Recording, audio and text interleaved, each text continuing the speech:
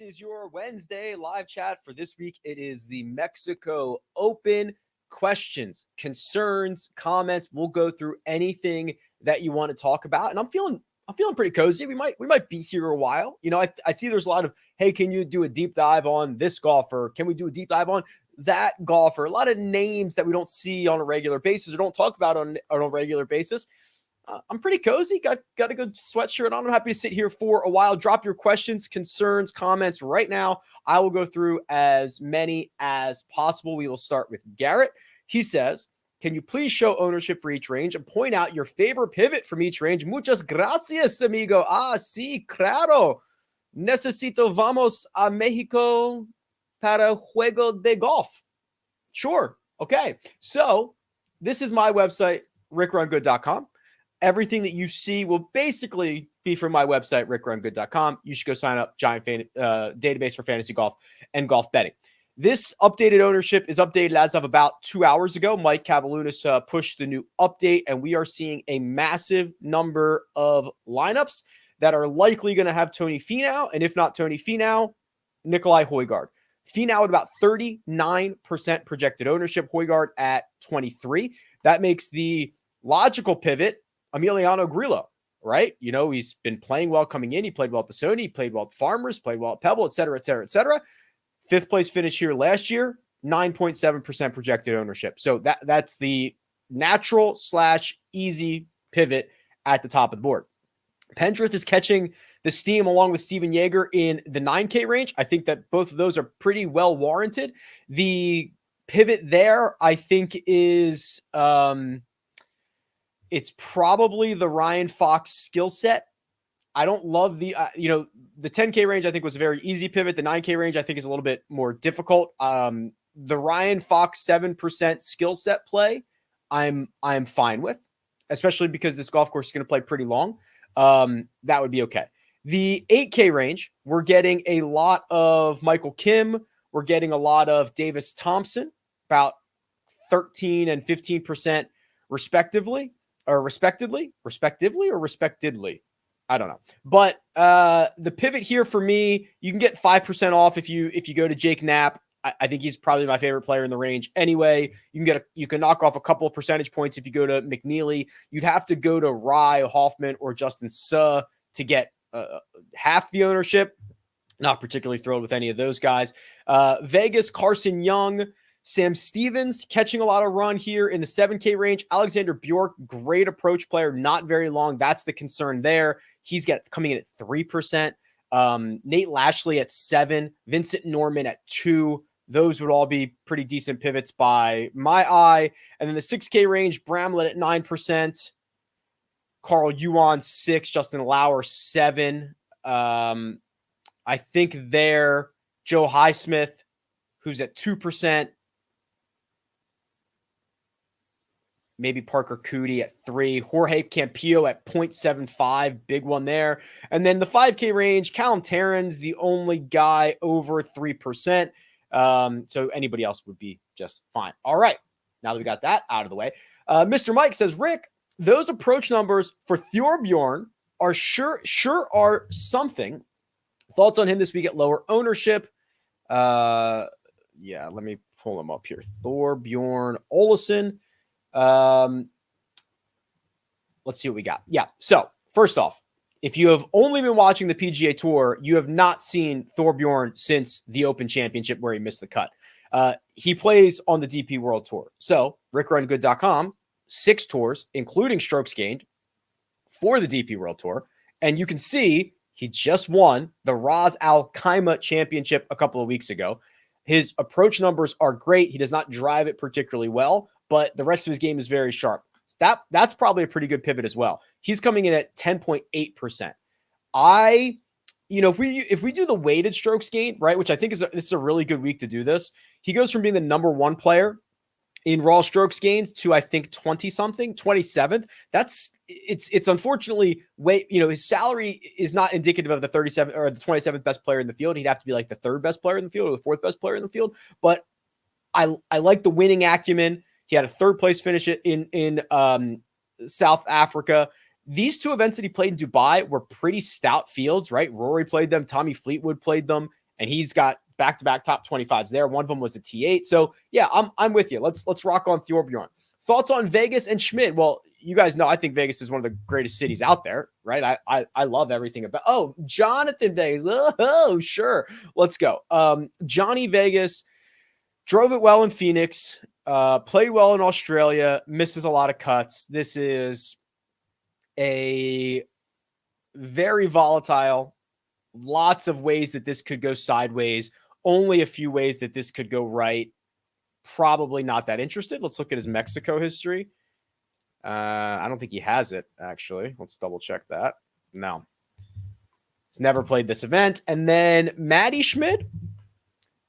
See what Maddie's been up to.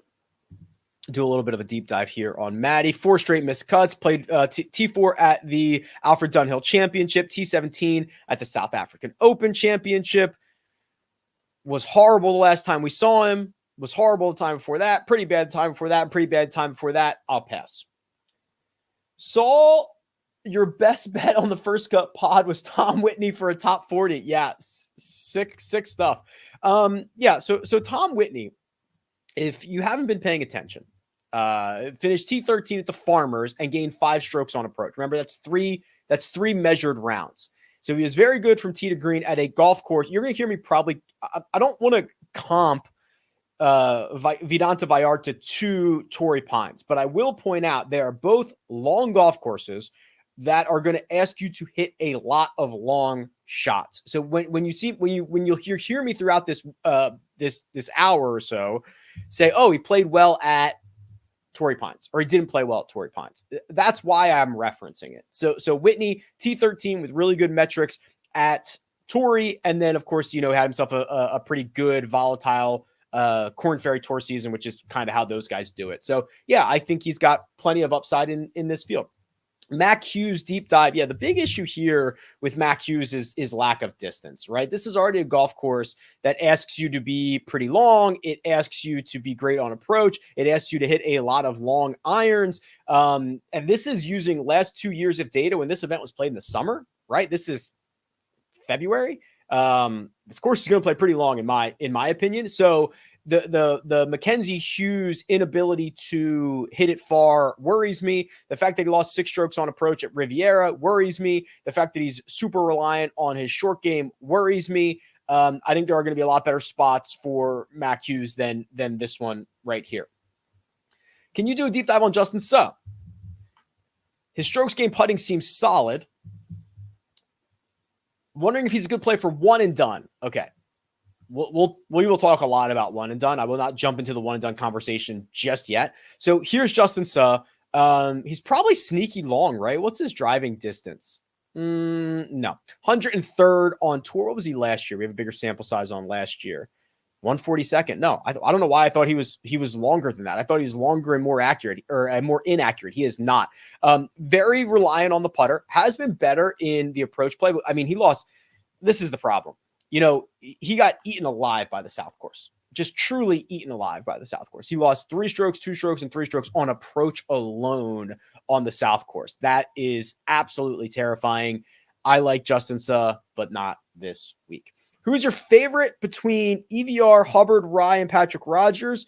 Hard to say without knowing what you're picking them for, what you're looking for, your risk tolerance. I think it's probably Hubbard or Rye. That's about it. I feel like I missed my window of betting Zalatoris at the Masters before last week. I saw him at 35-1, and now it's 22-1. Burns at 45-1, and Scott at 100-1. Would either of those make sense to bet now? Adam Scott, probably. I think the closer that we get, and if he plays well, so Adam Scott at this point in his career, I think you find him on good golf courses, and he did play well at Phoenix, which you expect. He plays well at Riv, which you expect. The ball striking numbers are back. His good play dates back to the Wyndham Championship, and then of course the history around Augusta. He obviously has a green jacket. I would be interested in getting that now, because what if he goes to Florida, plays well in the Florida swing, wins something? Like, you're not going to see that ever again. Burns in majors, Burns at Augusta National, still very much up in the air for me. So I think Adam Scott now would be interesting. How solid of a one and done pick is Taylor P. Pendrith if staying away from Finau and Grillo, or is that overthinking it?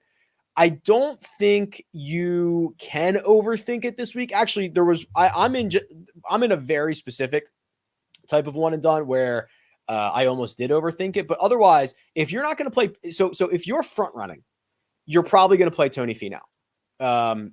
If you are not, there's like 15 guys that you could play, and Taylor Pendrith is absolutely one of them.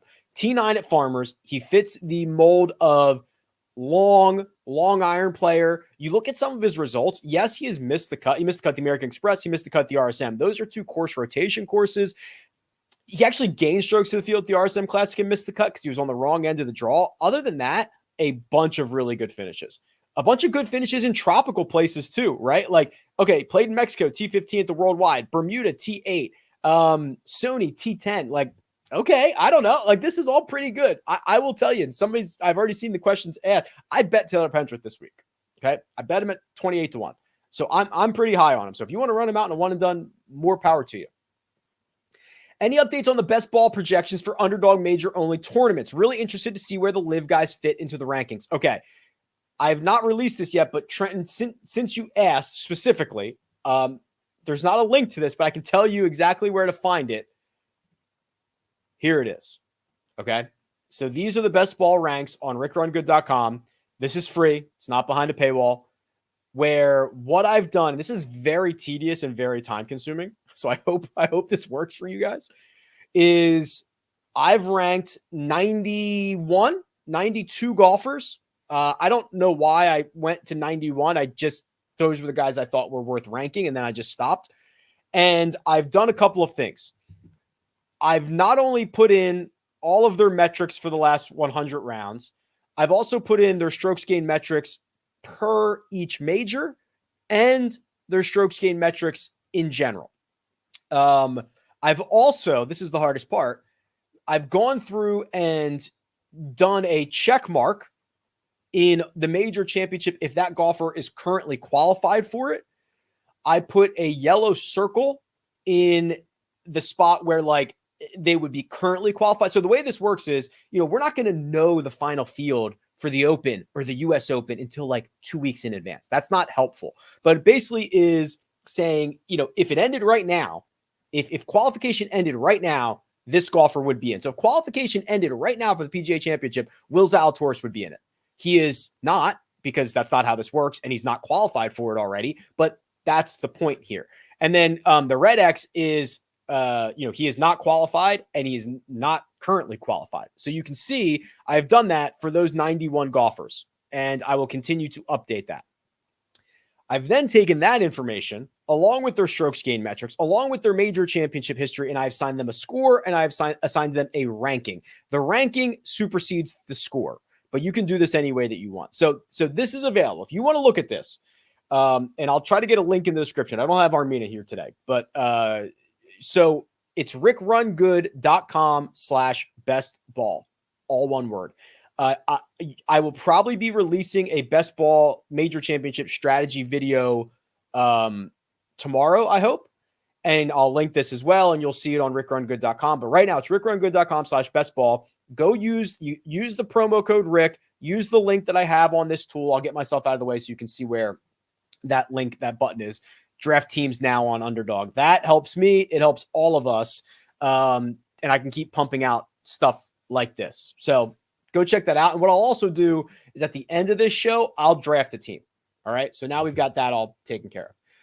Hey, Rick, I saw Jaeger as back-to-back top 20 finishes, and this is the weakest field he's. A, is this the weakest field he has faced? And B, is this the best version of Jaeger bomb that we've seen? All right. So I did play Jaeger in a lot of one-and-done scenarios. Because we saw the question around Jaeger is what's the upside? Well, we saw a lot of the upside T3 at Torrey. You've got my full attention there. We saw the worst version of him, the worst we've seen him play like in a long time at Pebble. 3 rounds, weird weather, just like I don't care at all about good, bad, or indifferent results at Pebble Beach. It was such a weird week. Other than that, he's been absolutely phenomenal. He had one of the longest, or he still has one of the longest active cut streaks on the PGA Tour. He is priced well on DFS, right? He's not exceedingly expensive. I think Jaeger is a very good play in almost every single format this week.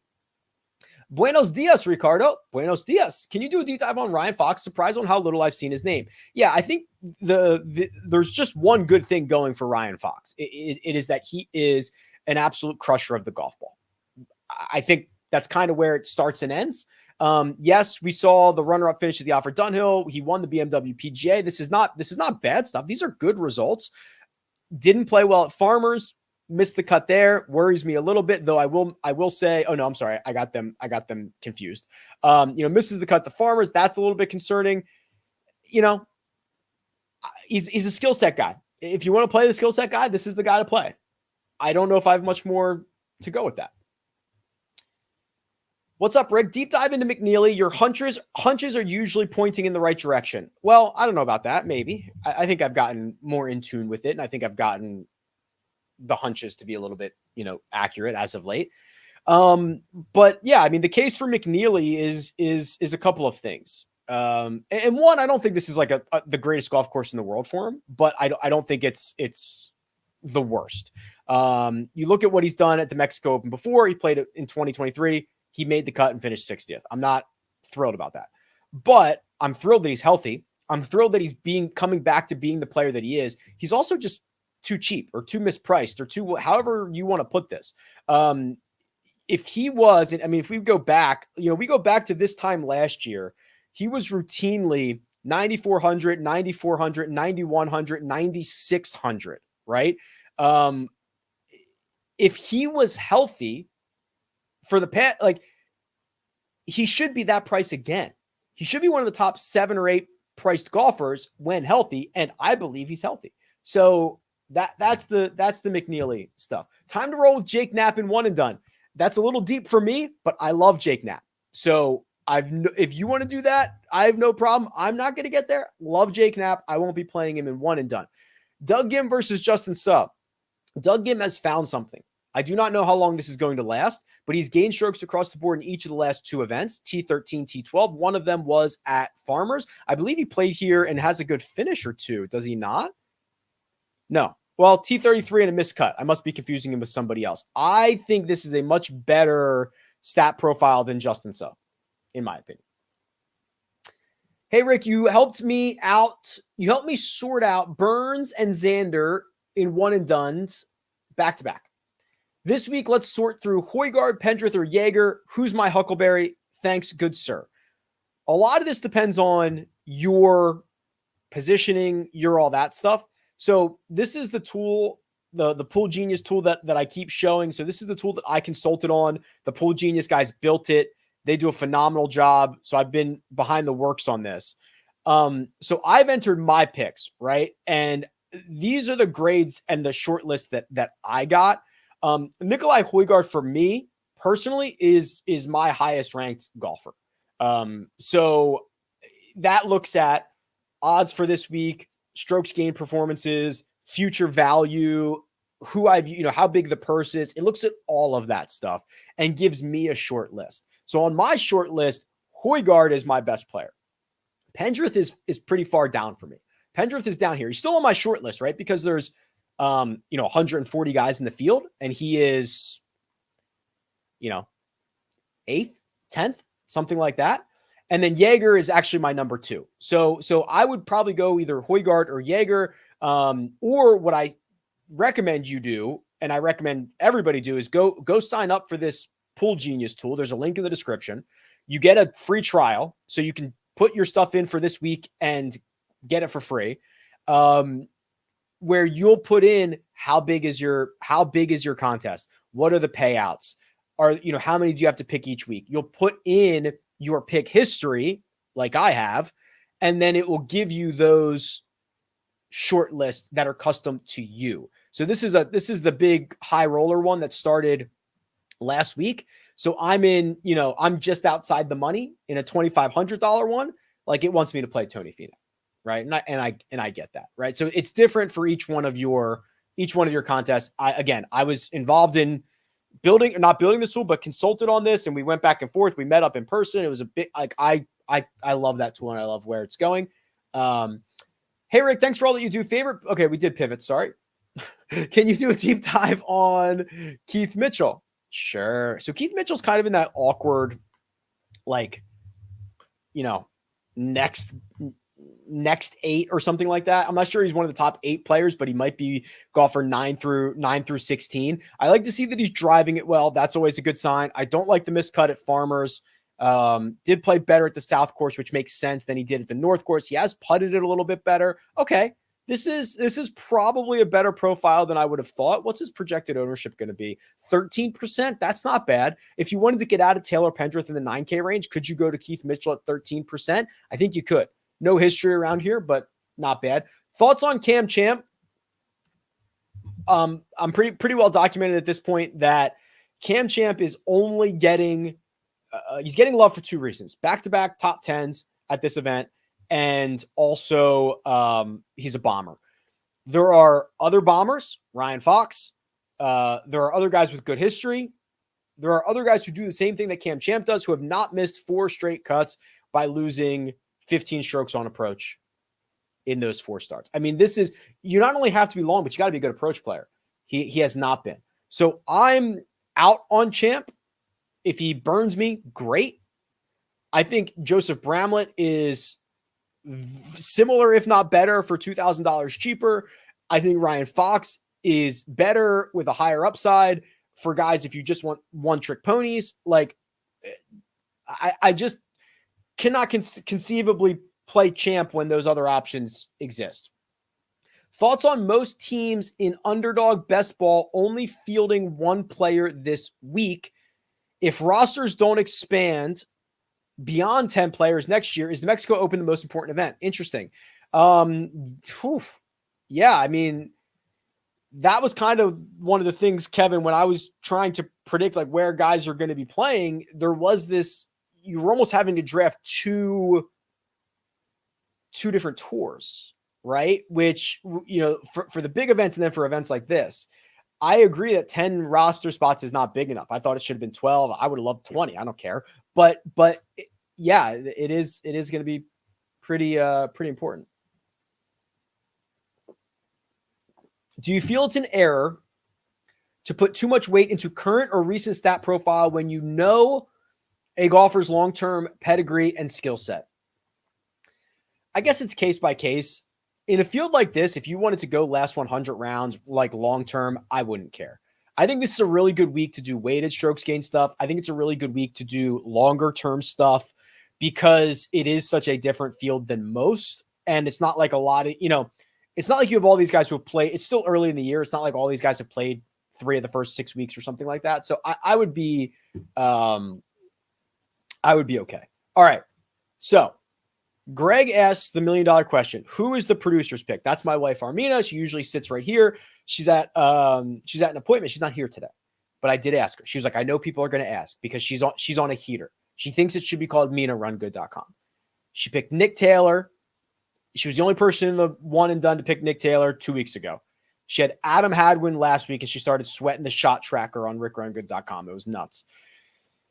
So I asked her before she left and she said, and I quote, there are a lot of usually I like to pick a long shot, but there are a lot of long shots in this field that are now more expensive. So now I think I have to pick a more expensive person. So I have it narrowed down to Nikolai Højgaard or Willie Z. And I told her Will Zalatoris withdrew on Monday. And she said, oh, great. Then Nikolai Højgaard. So that is who she has chosen. Good luck. She's on a heater. Hisatsune.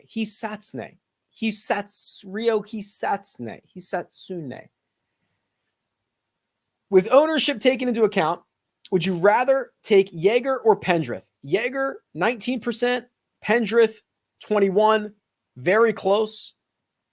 So, I mean, I think the answer is probably Jaeger, though I have bet Pendrith, but I think it's Jaeger, right? I mean, he's played better. He's shown more upside. He's played this event before. He's played it better. He's a little bit less expensive or a little bit lower owned. Sorry, I meant to be sharing my screen there. Yeah, I think it's Jaeger. Start one, sit one, cut one. By their names. Oof. ADDC Santiago de la Fuente, Bronson Burgoon. Just get rid of Bronson. Cut him. Sit ADDC, and you start Santiago de la Fuente. It's on fire. Okay.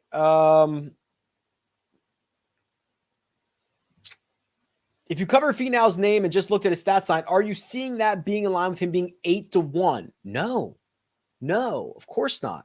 So we'll this feels like it's going to hurt.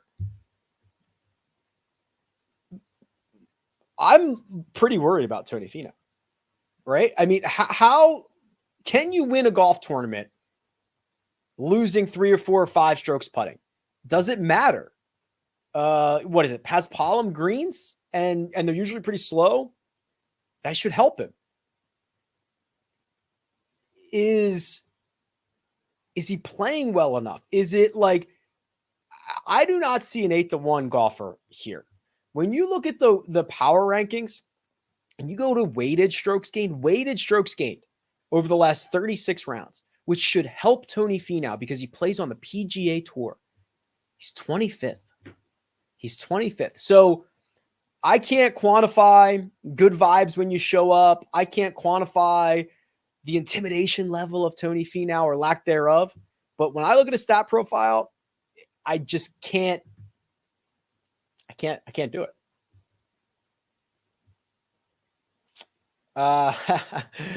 Rick, how would you approach a 4 to 5 man make the cut parlay? I probably wouldn't, but if I did, I would do this. So I would go power rankings, strokes gained distribution, last, 55 rounds, something longer term, sort by guys who gained the most strokes gained, like most frequently, like 1 or more. And I would avoid, like, I would also want guys that don't have a high number in the 5+. Like, I only want them. I want them to have high floors, no ceilings. So that would be like Olesen, Chan Kim, Fishburne, EVR, Rio, Aaron Ryesh, something like that. Højgaard, Ryan Fox, actually. So that's what I would do. Rick, I know I don't represent everyone, but all of my golf friends don't care about LIV, don't miss the guys that left, and don't want them back. Do we represent the majority or the minority?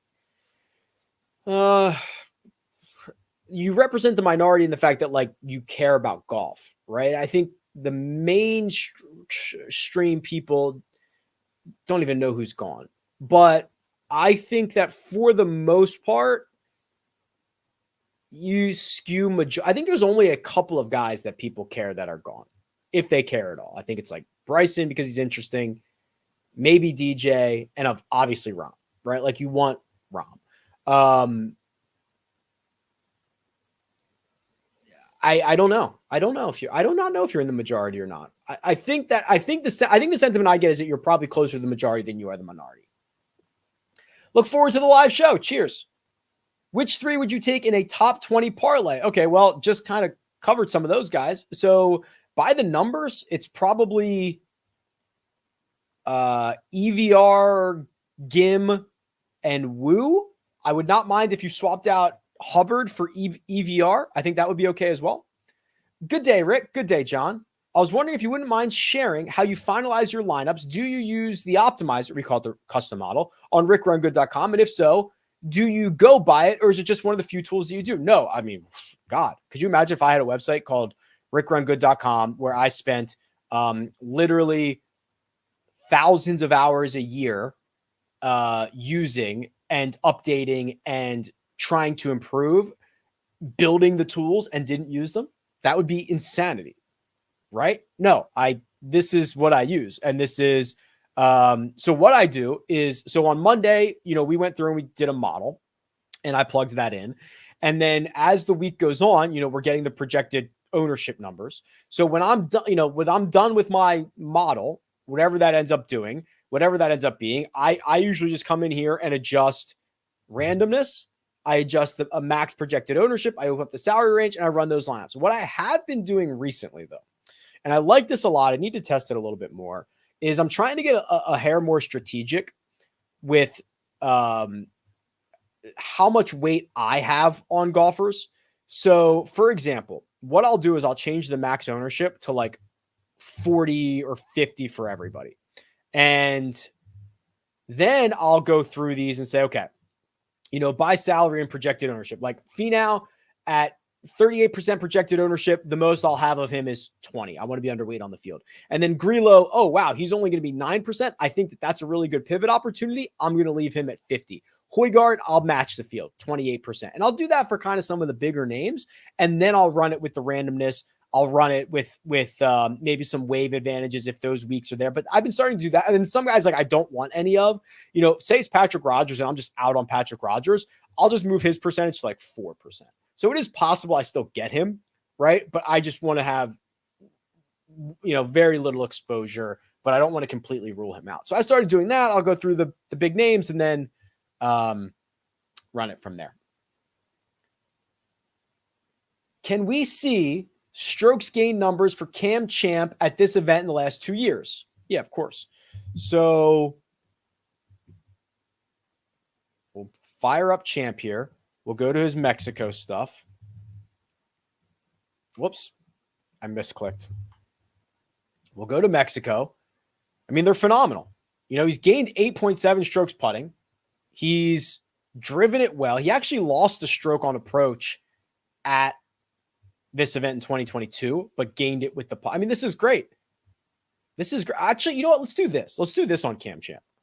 What was he doing? So I'm a believer, and I don't know the answer to this. I'm a believer that Champ gives you a breadcrumb, gives you a nugget before he plays well.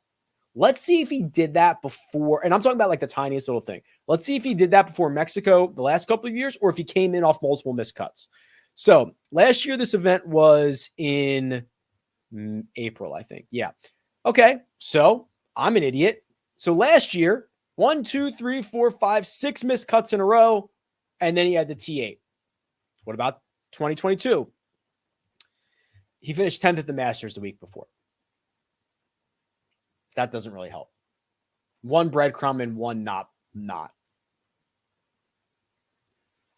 I think he's the most interesting golfer of the week for all of these reasons that we can't figure out. Okay, let's do this because we just talked about the model. So can you please run a model with 40 on driving distance? Yeah. All right. So let's do this. Let's do 40 on driving distance, 20 each on the long approaches. Okay.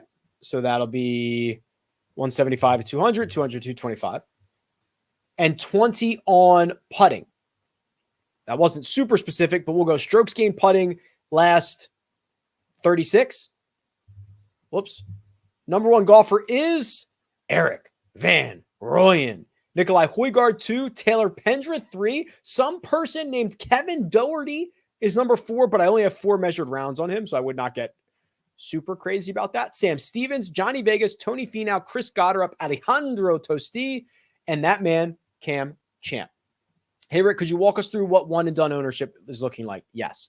This is the projected one and done ownership at officefootballpool.com. Tony Finau is coming in at 30%. There was a time earlier in the week where he was at 36%. So it has come down a little bit, but 30% of people are entering Tony Finau. 14 each for Højgaard and Grillo, 6 each for Dietrich and Mitchell, 5 for Jaeger, 5 for Pendrith, 4 for Hughes, 3.5 for Brandon Wu, 2.5 for Olesen. Everybody else 2 and below. JJ Spawn deep dive. That's how you know it's Mexico week, baby. Hearing no noise on him, but seems way underpriced. And isn't he good with long irons? All right. So he's had 2 back-to-back good approach weeks. However, he cannot out-putt. No, he cannot out-hit his putter because he has lost more putting each of the last 2 weeks than he has on approach and missed the cut in both of them. Is he good with his long irons? I would say he is. Okay, so 2023, he was a lot better. So if you go to the bigger sample size, he was great from 175 to 200. He was 14th on tour last year. From 200 to 225, he was 10th. This year, it's not been as good. Smaller sample size, obviously, but he's 72nd and 89th in those categories this year. So it seems to be trending in the wrong direction, and he has lost a ton of strokes putting in 4 of his last 5. So I will leave JJ Spawn to you. Okay. I'm now definitely in duplicate question time. So here's a Chris Gotterup conversation. Chris Gotterup is interesting this week because of the skill set, right? Second on the tour in club head speed, third in distance. He moves it from 175 to 200. He's first. Now that's this year, small sample size. Last year, he didn't have enough rounds to qualify, but he was a little bit worse.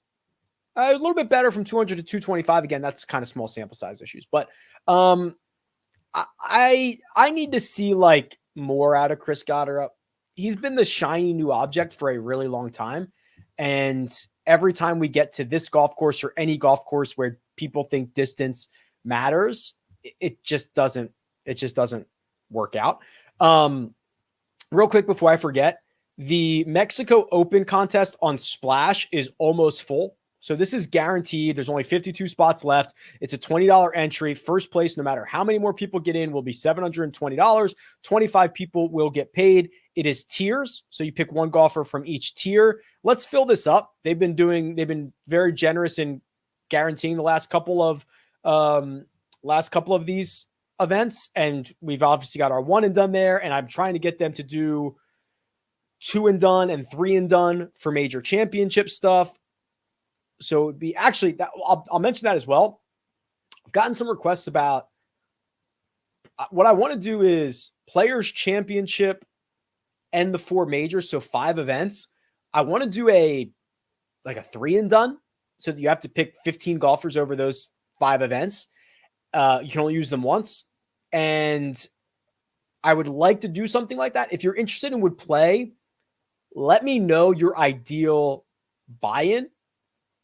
I want to do like 500. That might be too much. It's $100 a week basically for each of those 5 events. Maybe it's too much. Maybe it's not enough. I don't know. But I know a lot of people love major championship pools and leagues. And I kind of want to do that. So let me know what you think.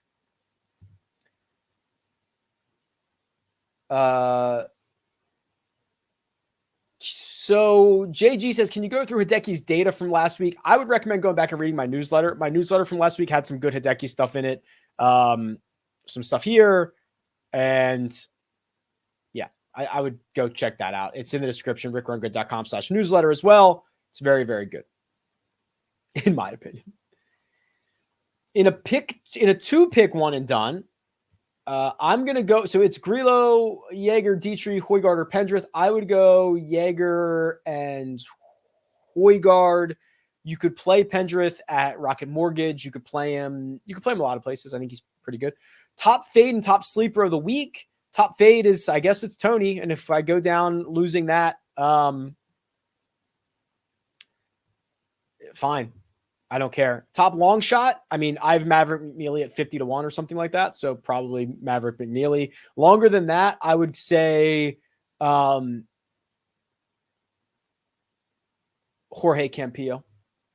I mean, I'll show you the Campillo stat profile because it just gives me another reason to like shine light on rickrungood.com, and having the ability to have European Tour data is so sick.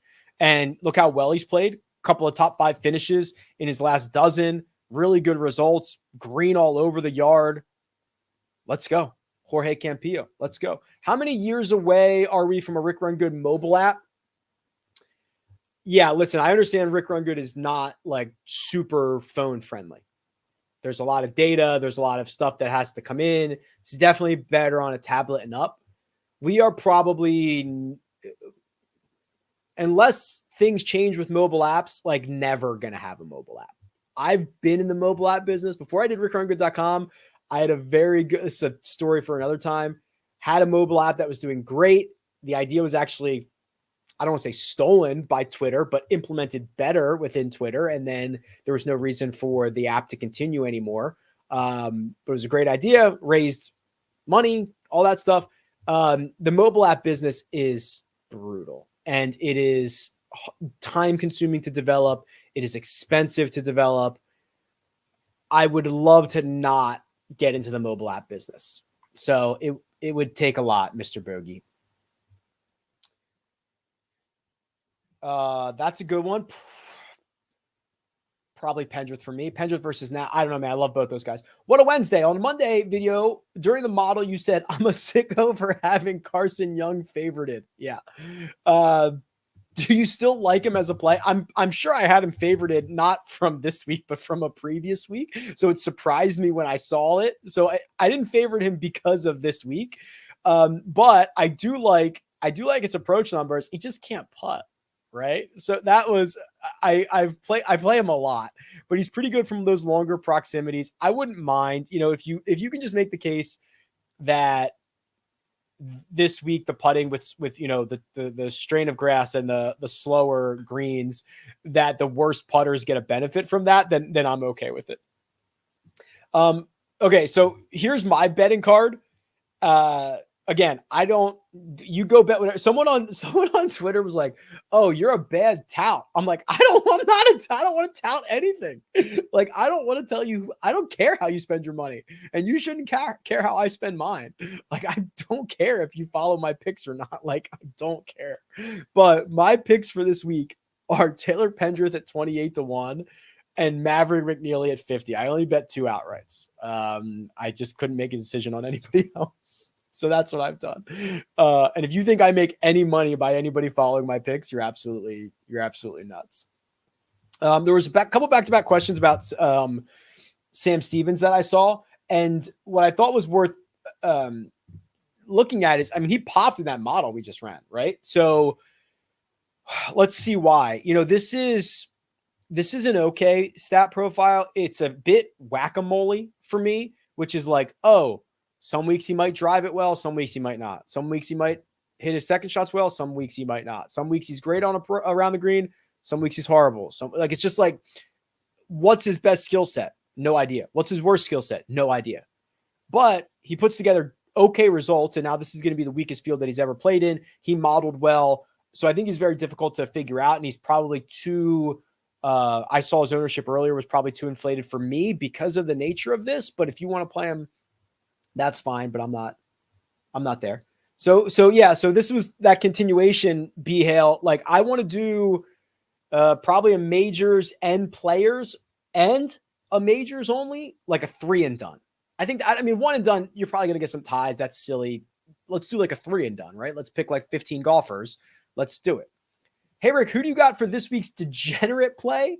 I need a greasy one here. Sick for not taking your I guess that's Will Zalatoris wreck. Yeah, he didn't win. That would have been sick. The greasiest I can give you is probably Campillo.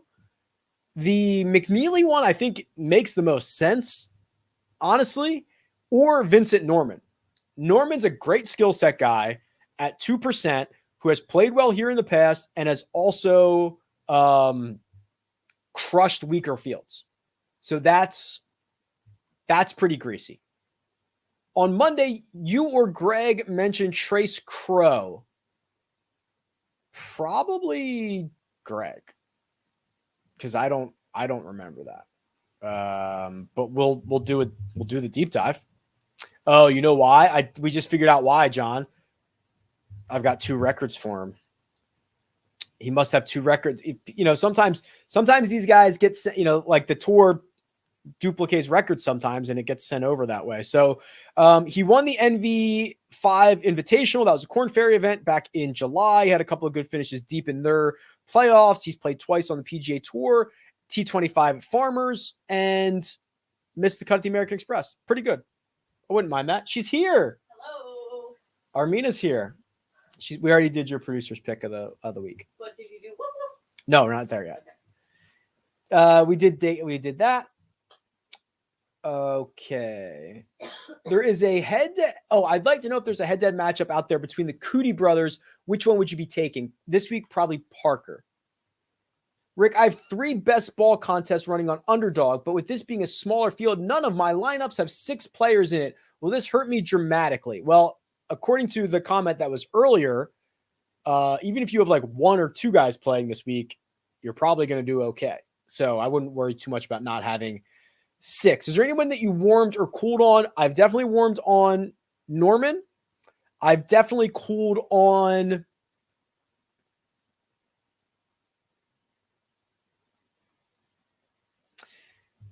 I thought Eckroat was pretty interesting earlier in the week, but to see him at the same ownership as McNeely and not really 100% getting why, he's probably someone that I cooled on. Okie dokie. Andrew Novak is next up in our can you do a deep dive on X golfer at this, I mean, we'll probably get through every single golfer in the field at this rate, but let's do it. So played well in Phoenix, but that is the only, oh my goodness. So he had a T8 in Phoenix. That was his first top 30 since the Canadian Open. So that's not great. So is that just lightning in a bottle? I kind of think so. Didn't play as well on the weekend. Not for me.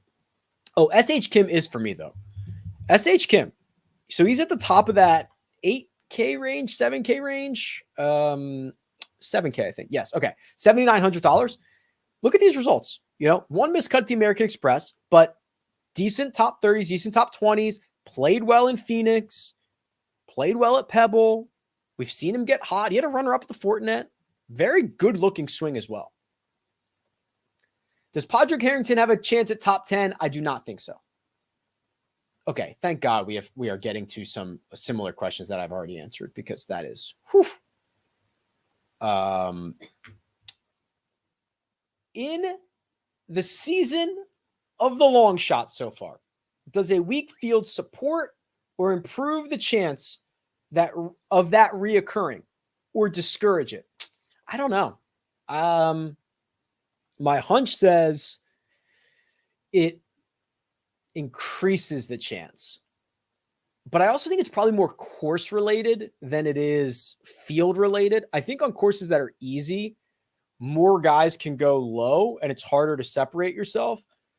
If you were to play Wings Foot for 1,000 holes, it would basically be the world ranking system that came out on top. But if you played, I don't know, TPC Craig Ranch, 1,000 holes, it would be pretty wild. Jim Halpert wants me to give him a rundown on Aaron Rai. Now, when you say rundown, is that what do you mean? Do you have an example you could give me?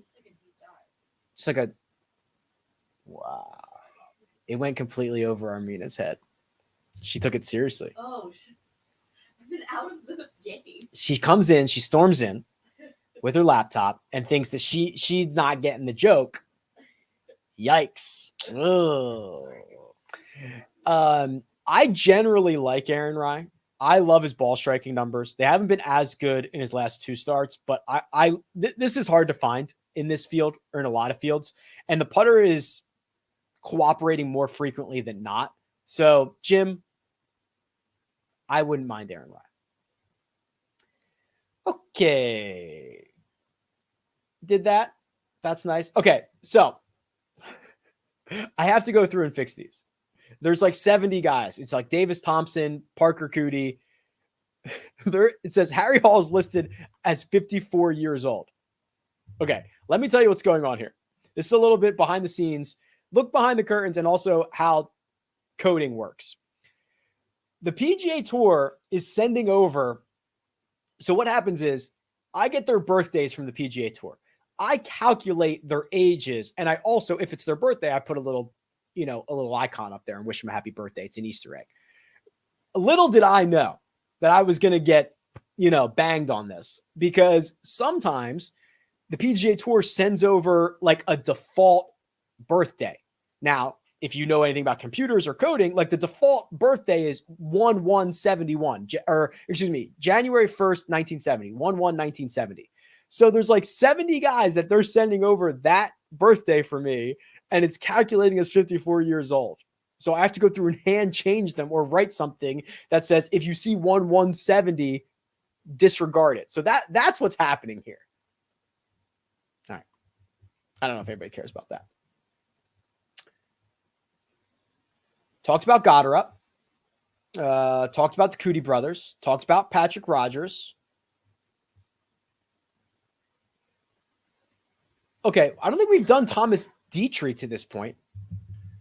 Dietrich, unfortunately, I think he's cooled off a little bit. Am I remembering that? Yeah, this is kind of a tough scene for me.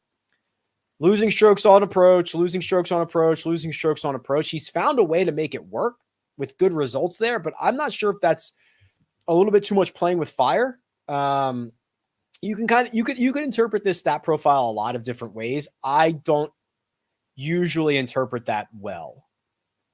So I would prefer Olesen, I would prefer Grillo, I would prefer Højgaard than Dietrich, I believe.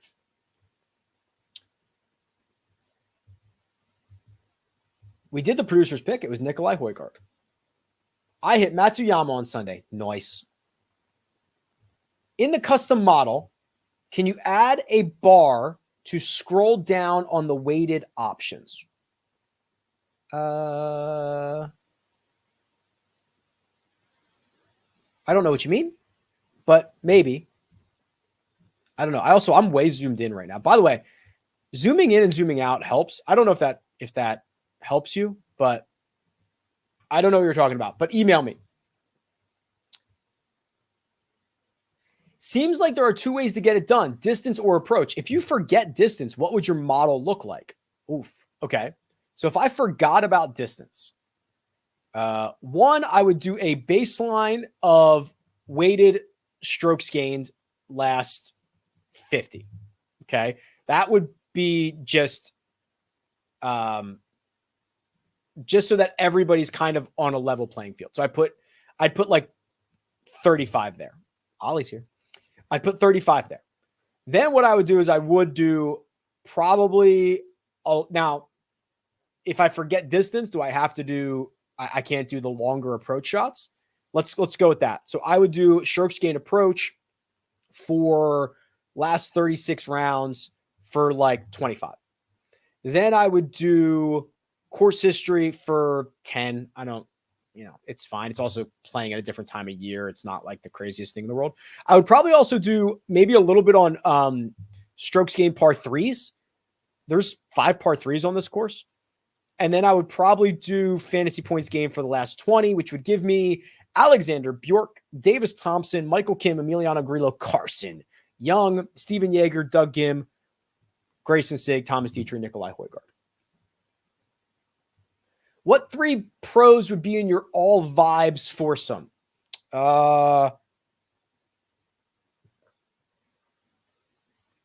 Victor. Speed. But I'm a sicko. No, it would probably be Victor, Justin Thomas, Matt. Oh, no. It would be Victor, Rory, Homa. Get JT out of there. Rick, I'll be at Bay Hill on Friday. No, I will probably not be down there. Sorry. I will be in Vegas for UFC 300 and Masters weekend. Is Circa the best book to watch at? Yes.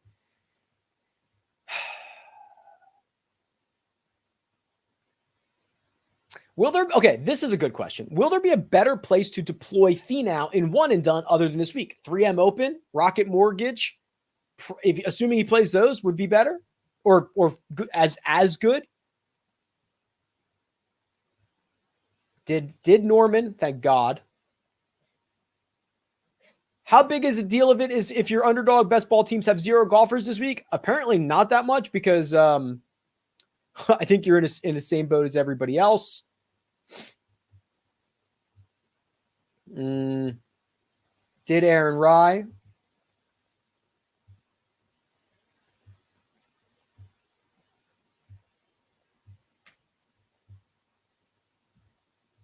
Great content, Mr. Rick. I like Splash Sport tier contests, especially only having a 10% VIG. Yeah, rake. What can we do to get DraftKings to follow? They're doing 15.5. Yeah, buddy. I don't know. I mean, they got when you're publicly traded like them, they're squeezing. It's actually a tough look. All right. The weather looks great. It's like 80 and sunny every day. The underdog navigation needs help. Okay. I think this is probably a good time to do that. So here's what we'll do. I'm going to mark this spot, 12:32. And we're going to do two things. We're going to look at underdog real quick. I'm going to fire up a draft. Depending on how long that draft takes to load, I'll go back through the rest of these questions, or it takes to fill. So I would now introduce you to the underdog portion of the show. Yeah, that's the thing that we do. So I thought, and I want to see this, I thought the greens in regulation on underdog were a bit high. 14.5 greens in regulation for Finau is what he did in his win last year. And it was like third in the field. That feels like a ceiling performance to me. Course is going to play longer. I think the greens in regulations are a bit too high. The other thing that I liked is the matchups. There are some matchups that jumped out to me that seemed wrong. Knapp over Godrup, I'm in on. Lashley over Smalley, I'm in on. EVR over Eckroat, I'm in on. Jaeger over Rogers, I'm in on. Was that the last one that stood out to me? Yeah, I think it was. So, I mean, these four together, I mean, you don't have to do these as a four-legger. That's a 10x return. You could do them as 2 or 3 or whatever, or you could combine it with, I actually do like to be able to combine it with, so doing like Knapp and Lashley plus doing it with Finau's lower than greens in regulation. See, you can mix them up. I like that a lot. I did also think, let's see here. Okay. Pendrith. Oh, okay. So I think it was 68.5 on Pendrith on strokes. It's now up to 60. I mean, I would take the over on Hughes 68.5. It's just, this course is going to play so long for him. There's a lot of good options. Let me do this. So so let's go to the major championship draft. So I'm going to do, so the Albatross here is $10 entry. It is $50K to first. $50K to first in the majors only. That's insane. So I'm going to enter this. We'll see how long this takes to fill. Okay, it's going to take a little bit. So I'm going to move it over to my other screen, keep an eye on it. We'll use the best ball ranks when we get there. If you want to play on underdog, which you should, code is Rick, or just use the link in the description. We keep supporting them. They'll keep supporting us. I'm going to ask Armina to remove the underdog badge. We are going to, thank you. We'll continue on the questions. And then when this draft fills, we'll draft the majors only team. Yeah. So Daniel, so Daniel says, when there's so many Corn Ferry guys or European Tour guys, that's where I gave it a baseline of weighted strokes gained, right? Everybody has weighted strokes gained because it's by round, it's strokes gained total. I baseline that, and then you can go from there. Let's see. How would you approach trying to approximate the data in terms of how many rounds a given pop golfer goes between where they spike? Interesting. I mean, I would use the power rankings and I guess that doesn't really say how far in between, but it'll give you a good idea of how frequently it happens. Just popping in to say hi, Mina pick of the week. Yeah. Okay. First round leader suggestions. My favorite first round leader is Jake Knapp or Hayden Springer.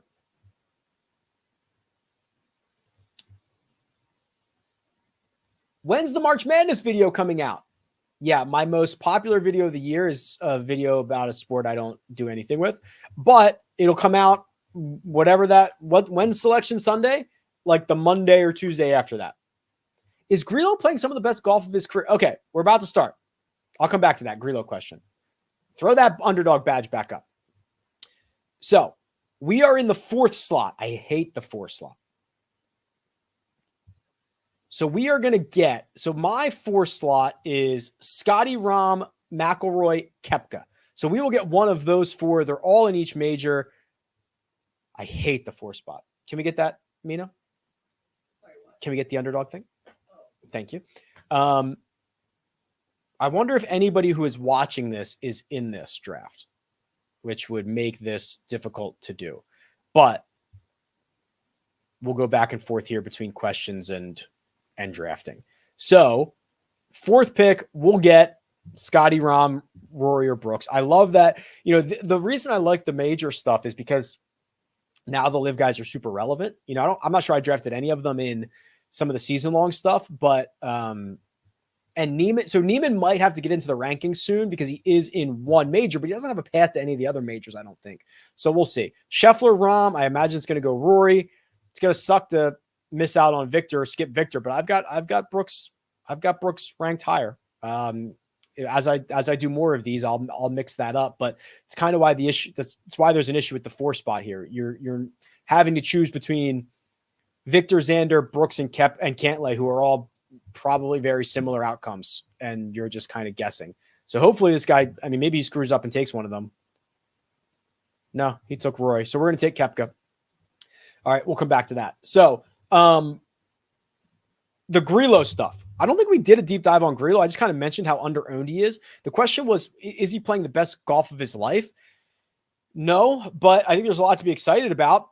Capable of going really nuclear with his approach play. 4, 5, 6, ball striking, driving it's there, and he's putting it better than he kind of really has in a long time. So that's nice.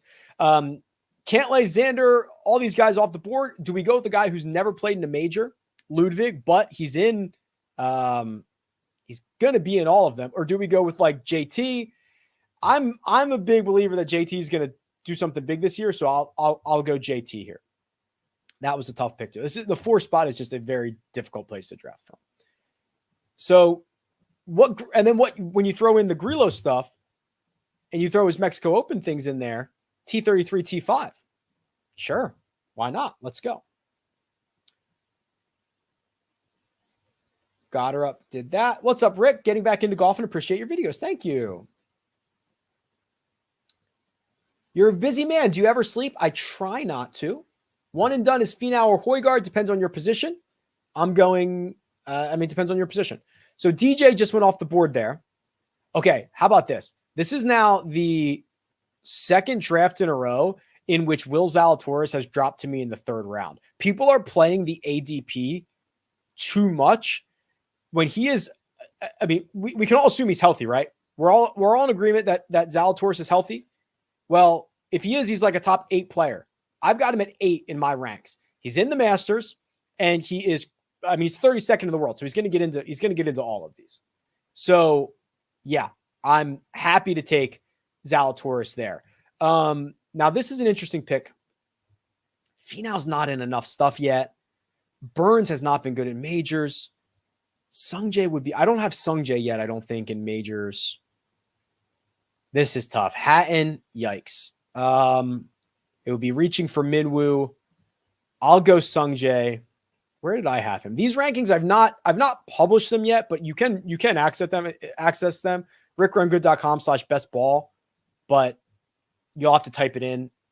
Hopefully I'll have a video out tomorrow. The only WD was Zalatoris, and that came on Monday. So you shouldn't even have disregarded you, or you shouldn't even have thought of it.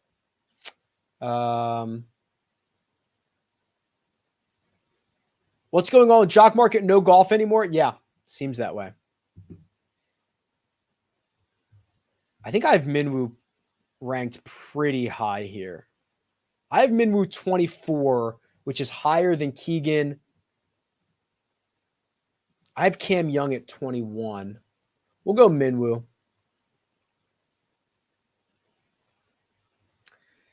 I wouldn't mind getting Adam Scott on the way back here. I think he's in a bit of a resurgence year. He's got a lot of major championship experience.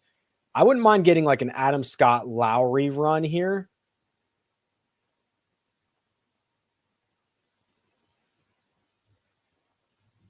Okay, we're going to get Adam Scott. So Keegan just goes there. And now Lowry on the way back would be nice. If we don't get Lowry, Benny On's going to be in everything, I think. He's like 30th in the world. Neiman's getting a little bit of a bump in ADP, obviously because he gets into the Masters, which is just one major. I don't know if he has a path to the rest of them, though, unless he gets special invites to all of them, which doesn't seem like it's super likely to happen.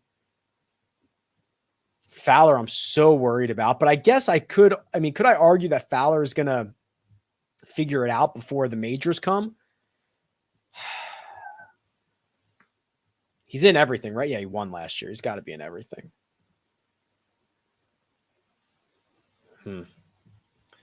I'll take Fowler if it falls there because Benion's off the board. Lowry's off the board. Eric Cole's gone. I'll take a flyer on Fowler at 40 if that's where okay. And we do get it. Højgaard went before. So that was kind of a tough run. We were stuck with Matthew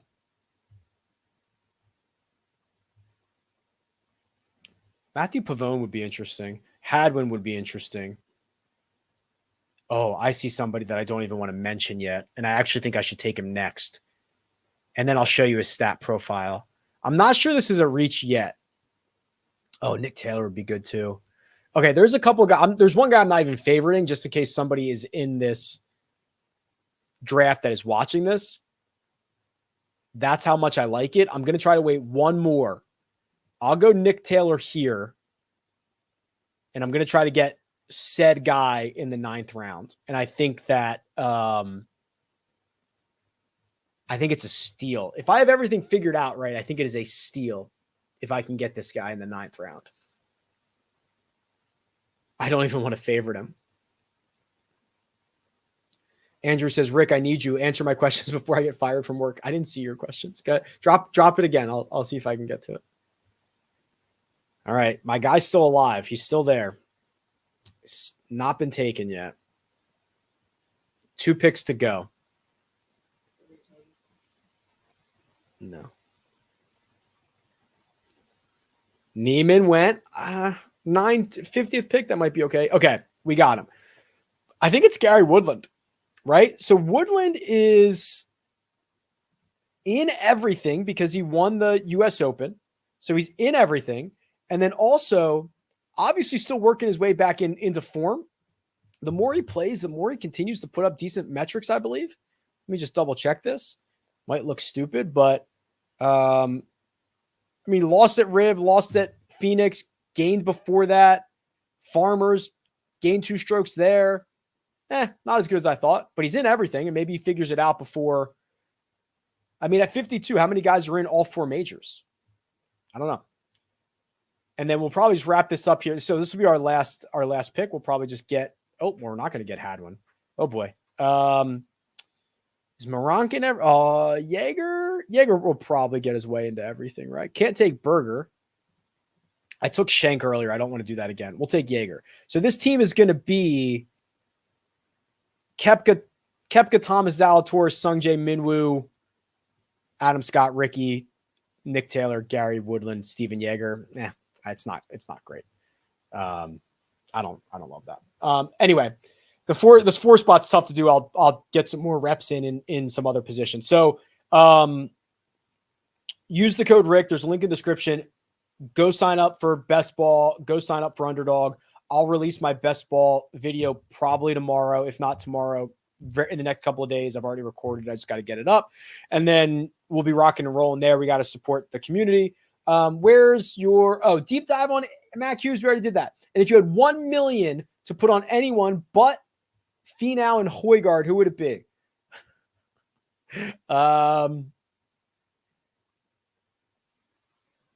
I guess Jaeger. Do you ever use data golf projections when considering bets or anything? No. I don't use it. I literally run a database. Why would I use anything else? If I used anything else, would you be like, you're such an idiot? Why wouldn't you just use whatever you have? Okay. I think that's going to do it. We're in overtime. That's great. I'm pretty hungry for lunch. We've gone through a lot of questions. We've drafted a team. We've had a great time. I'm telling you, you've had a good time. Go sign up for rickrungood.com. Go use the promo code for Underdog. Go get the Pool Genius tool. All the things that we support the industry with, let's support them back. Good luck. Best of luck. See ya.